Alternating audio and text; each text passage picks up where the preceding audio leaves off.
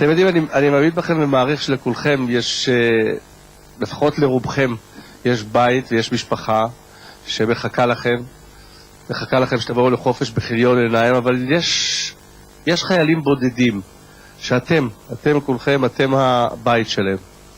אני רוצה לקרוא לראסל קץ, בבקשה.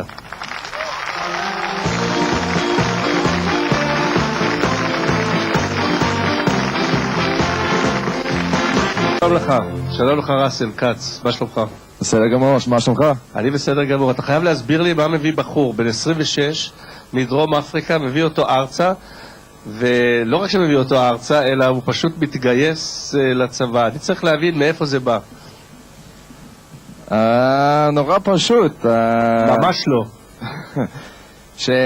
נולדתי במשפחה שפשוט היו משפחה נורא ציונית כזאת, שכל המשפחה שלי היו בצבא או משטרה או כזה. סבתא שלי התנדבה פה בצה"ל, הייתה לוחמת. סבתך? סבתא. הייתה לוחמת? הייתה לוחמת צנחנית בשנת 56-57. אז כל הכבוד לה. כל הקטע הזאת, באותו זמן שהייתי נורא עבדתי הרבה מהקהילה שלי יהודי, אז קצת אנטישמי פה ושם, הייתי נורא גאה מאיפה אני הגעתי ומה אני עשיתי שם. אז פשוט חשבתי, השלב הבא זה לעלות, לעשות עלייה. לקח לי קצת זמן, הייתי פה לפני כמה שנים, הייתי תייר. התחלתי ללמוד עברית, לא ידעתי עברית בכלל. אז הייתי צריך לעשות איזה אופן בקיבוץ, לעבוד קצת עם כל הקיבוצניקים האלה. יש לך עברית נהדרת. אחרי זה אני תיארתי קצת העולם, גרתי באנגליה. קיצור, אני חשבתי טוב, התגרתי ואז הגעתי, ואז עליתי, התגייסתי. כל הכבוד. איך אתה מסתדר? הרי אתה מבוגר מן החיילים האחרים שהם יחד איתך, נכון? כן, ממש.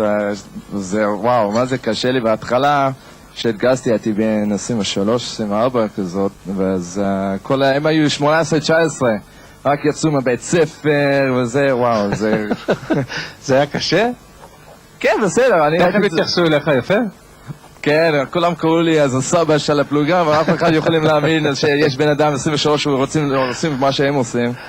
אבל עשיתי, ואז הייתי צריך אולי לרדת את השלב הזה, בוגרות מוח כזה. הייתי להגיע לשלב שלהם.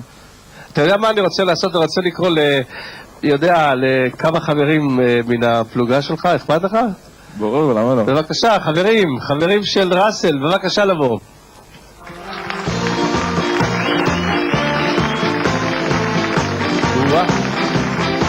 שלום.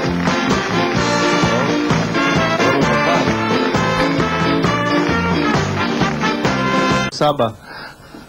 הוא כמובן הכי מבוגר אצלנו, אז הוא תמיד חונך אותנו, אנחנו קוראים לו סבא, אבא בשבילנו. כן?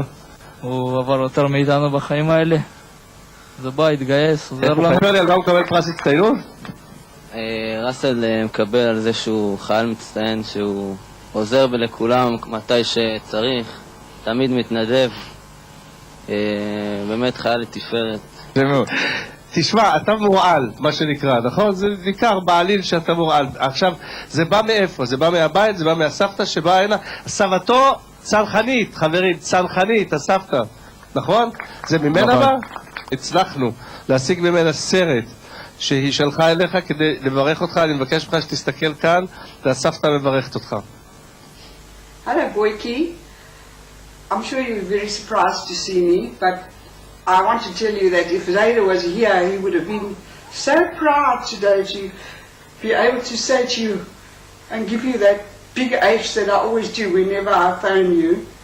And may you only strive for better and better and be happy in Israel. Lietrot.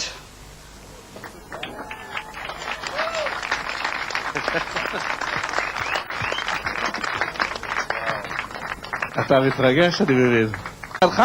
צנחן עם דמעות? לא ראיתי כזה דבר מזמן. אני לא בוחן, צנחן לא. אני יודע, לא, זה רק... המנורות האלה. אצל מי אתה עושה את החגים? בגלל שאין לי משפחה, זה פשוט... יש לי משפחה מאמצת בקיבוץ. אז אם אני לא עושה את אותם, זה עם החברים שלי, קיצור. רגע, דיברנו על הסבא. אז ספר לי על האמא. ספר לי על האמא. היא בחורה נורא חזקה, והיא חקלאית. ואז האישה של הארץ, כאילו, הארץ של לא מדינה, הארץ שלה, כאילו, עובדת הבאר חזק, היא חזקה, אמרתי. ומה, איזה קשר? אתה בקשר איתה? אתה בקשר מה? אמא שלי, מה נראה לך? לא, התכוונתי, אתה מדבר איתה בטלפון כל שבוע, כל יום, כל שנה? לא, יש לנו איזה קשר מאוחד כזה, בגלל זה היה קשה לצאת מהבית, ופשוט אני... הם עושים איזה שאלה.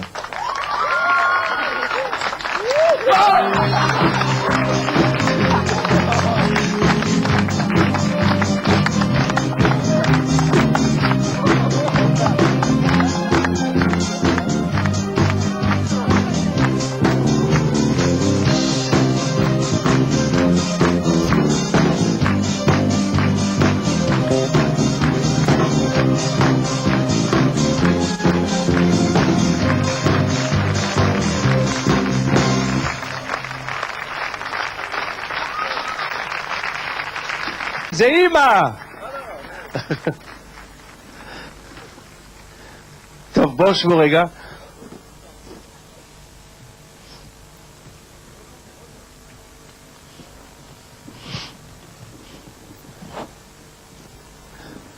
תספר לי, בבקשה. מה מספרים עכשיו? מה שאתה רוצה. אני על הילם עכשיו, זהו, זה נגמר לי. זהו. היי מה? I miss you, Ma. Love you, Ma.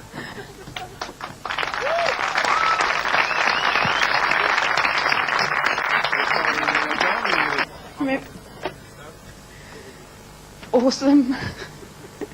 There aren't words to describe what the Jewish organization has managed to arrange. It has just been an unbelievable whirlwind from the moment they called me. And I'm here. I'm really, really here.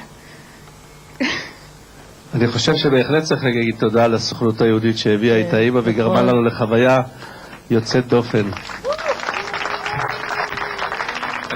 אני רוצה להזמין עכשיו זמר שישיר לנו שיר ממש ברוח של המפגש המקסים הזה שעכשיו חווינו כולנו.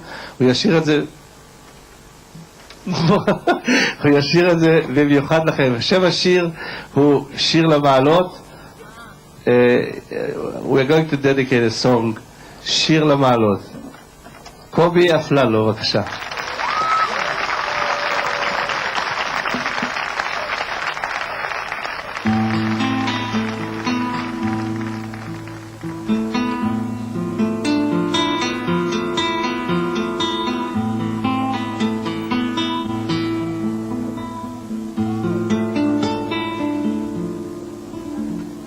שיר למעלות, וסיינה